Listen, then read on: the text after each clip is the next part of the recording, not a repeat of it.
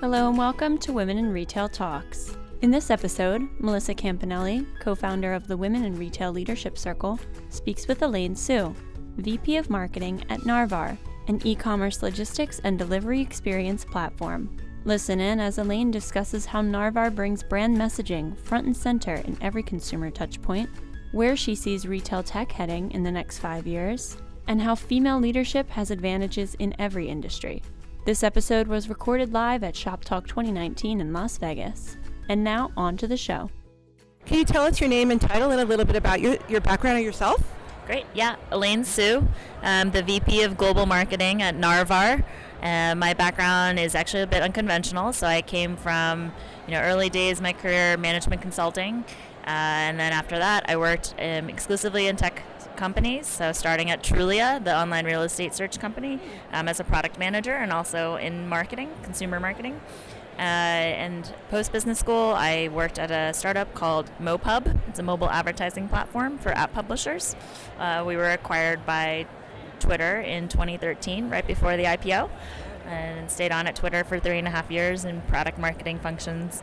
And then I spent a year at Excel Partners as an executive in residence, consulting on marketing for various technology companies. And I've been at Narvar for roughly 5 months now. Great background. You just mentioned Narvar, so tell us a little bit about Narvar and how it helps retailers. Sure, absolutely. Narvar was founded by Amit Sharma, who came from background in Walmart and various other retailers, including Apple. And what he saw was a huge gap in, I think, what retailers and brands perceive as a customer experience. A lot of the focus was on everything during the commerce exchange, so during the actual purchase, but there was a lot of the experience afterward that was a forgotten journey. And so essentially, you buy a product online. E-commerce has been on the rise for obviously several decades now, but a lot of that post-purchase customer experience was redirecting you to a carrier website, redirecting you somewhere else. So you're losing that customer touch point and engagement. Narvar essentially integrates all of that engagement with your consumer into one journey. And so our initial focus was on this post-purchase area and building out that kind of seamless, simple opportunity to re-engage and also upsell and cross-sell your products to your consumer. Now we're expanding to other areas as well beyond just post-purchase, and that's where Narvar really does a good job of taking a retailer's brand, integrating that with all of the back-end logistics and operations, but now also focused on how do you bring that customer experience to life offline as well, so in the brick-and-mortar world. That's interesting. Wow. So you actually spend a lot of time speaking with retailers, I'm sure, in your position and at your company. So what are some of the biggest pain points you're seeing them experience right now? And obviously, how can Narvar help?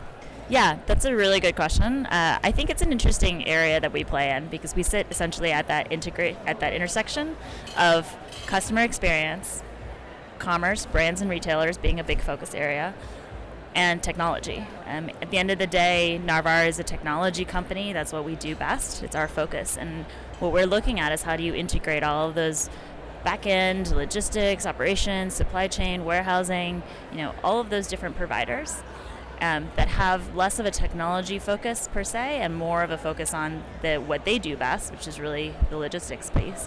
But how do you bring that and connect that to your end consumer experience? How do you bring the retailer's brand's focus to the forefront? And I think that's really something, if you look at Shop Talk here, like so many of these companies out here, what they're focused on is how do I differentiate? The consumer is now inundated by information in the digital world, it's inundated by information in the offline world, and it's inundated by choice. And so to stand out becomes more and more difficult. And that means you really have to think through the entire customer journey, every touch point, every opportunity to get in front of them. And that is an opportunity, I think, also to create, as a marketing person, I think about what are the pointy parts for what you stand for. And how does that stick in consumers' mind in an emotional way and in a rational way? And that's largely what the goal is that we're trying to drive toward, is how do we help a brand or retailer take that core brand positioning message they have and put it front and center in every touch point they have. And that might be, as simple as, I made a purchase, yay, I'm so excited, I'm delighted by this experience, I can't wait to get my package. how do I make that question around when do I get my order simple and seamless? But then even more than that, how do I make, returning a product is something that we've also seen be an uprise. So as these brands and retailers are thinking about how do you differentiate, how do you bring customer experience to the forefront, how do you focus on something that's integrated across all of your different channels, whether that's online or offline and in-store, and how do you then take that and technologize it, essentially, right? How do you scale that? That's really difficult. We are always trying to think about the balance between using technology to scale and personalization. Right. Personalization's been a trend in retail for decades, but to date, most people still can't quite get there. We're still falling a little bit short of personalization. You still see it across all of these vendors here.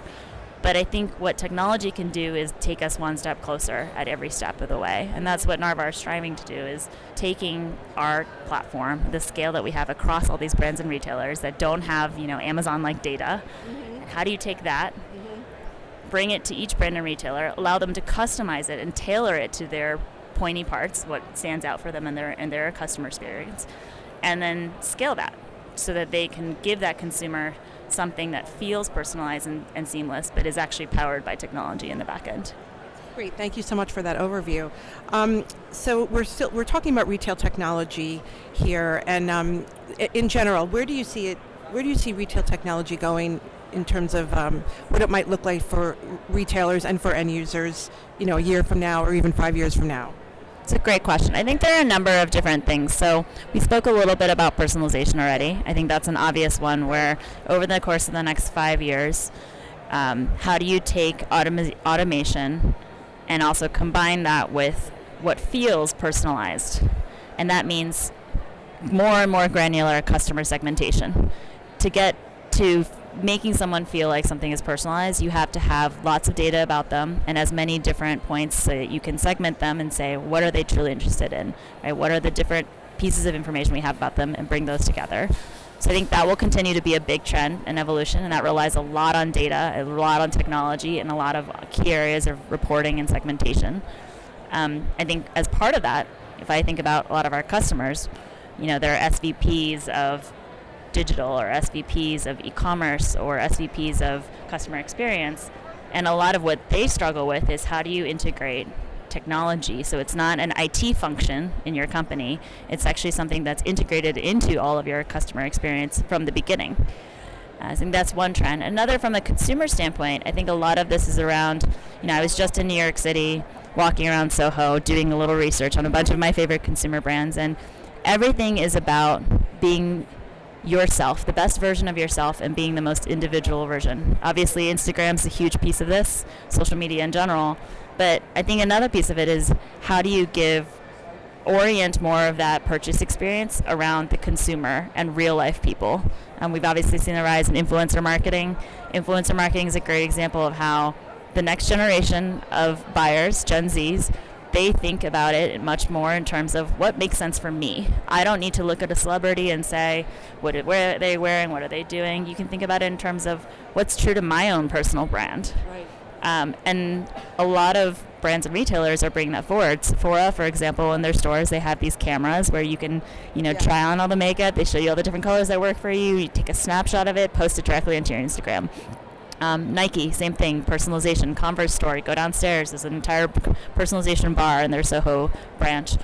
Those are all Narvar partners of ours, by the way. Mm-hmm. And they all do a fantastic job of bringing that forward and focusing on bringing out kind of your inner version of whatever their products are. Another third trend and area I think we'll see in 5 years is, call it try before you buy. Increasingly now we've seen a rise in bracketing, which is when you return because you've made a purchase of several sizes or several colors of a particular item, and you're using your room as essentially a fitting room. Rather than you going to the store, it's about experiences being oriented around the consumer. So how do you bring everything from choosing product to trying product to returning product to the consumer virtually or in real life, versus the other way around, which was historically us going to the store, us going to the stylist, us going to the buyer. Yeah. So in 5 years, I think you're going to see even more technology bringing that to life, virtually, obviously, augmented reality, all of that, and even more centralization, even offline, like returns, how you want the consumer to be able to return at every possible location that's close to them, rather than having them walk to your store.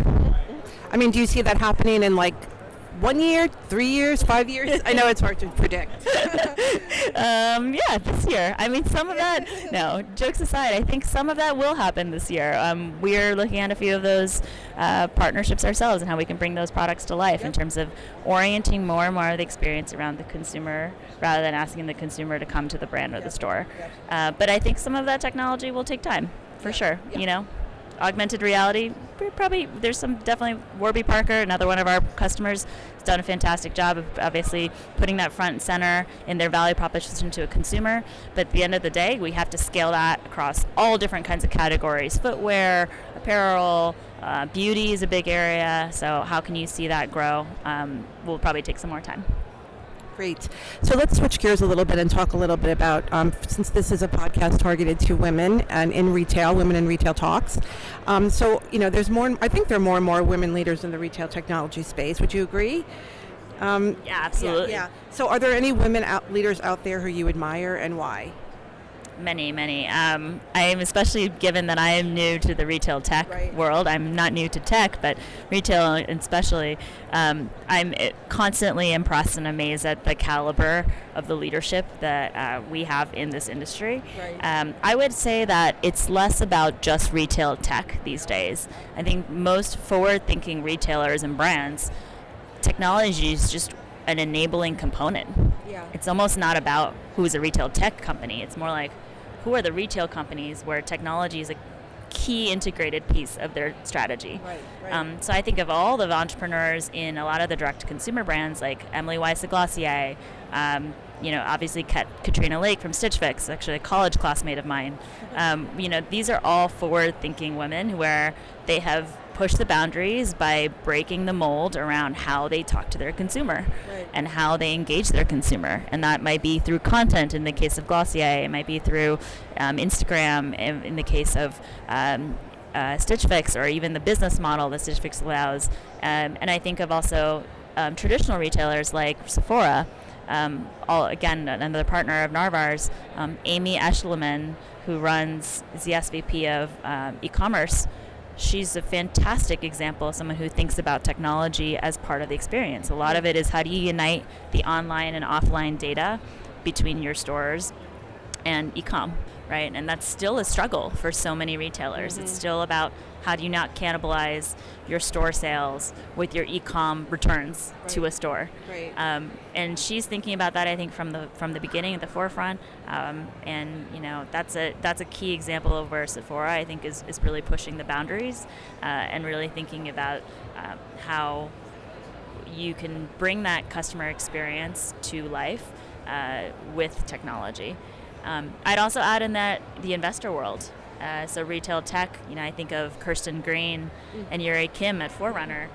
They're investors in Narvar as well.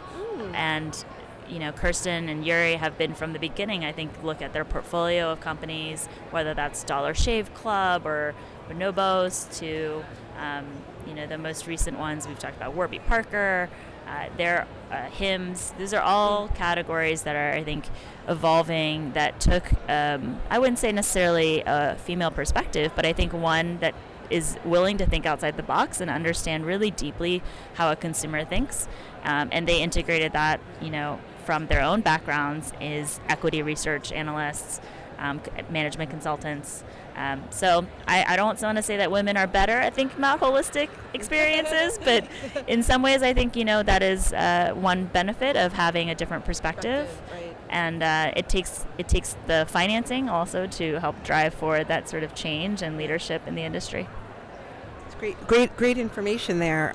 So we just have one more question, and we kind of already touched on this in the last question, but why do you feel it's important to advocate for women in leadership roles in retail tech, or otherwise? Yeah, I think, as part of your question in there embedded is in all industries. I'm very involved in All-Raise, which is looking at how you can increase the number of companies that have been funded by venture capitalists, and also the number of check writing venture capitalists who are women. So I work on the marketing team for that.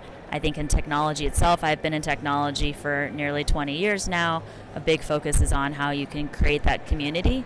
So much of what we do in business, globally, not just in the U.S., but globally, this is even more true in some other countries, is based on relationships, and it's based on being comfortable and having that sort of respect and exchange of value. It's not just about driving sales, it's about understanding what someone else needs and wants and how you can help them and how they can help you. And I think a lot of that does come back to having camaraderie. When you are the only woman in the room, it doesn't mean you can't have camaraderie. I think I came from, management consulting, business school environments where are heavily male dominated. But at the end of the day, you have to find touch points to bond. I think that women have some natural inherent touch points that we may not have historically been able to take advantage of because there just weren't as many women in the room. And when you want to look for role models, that's obviously a big piece of it, is like, how do you give other women examples of how there's not just one flavor of a woman leader, right? You don't have to fit one mold. There's many different examples. I think that's where men have had an advantage, because they've been able to see many, many different role models, like different flavors of role models, because there just were more men. It's just a data problem, right?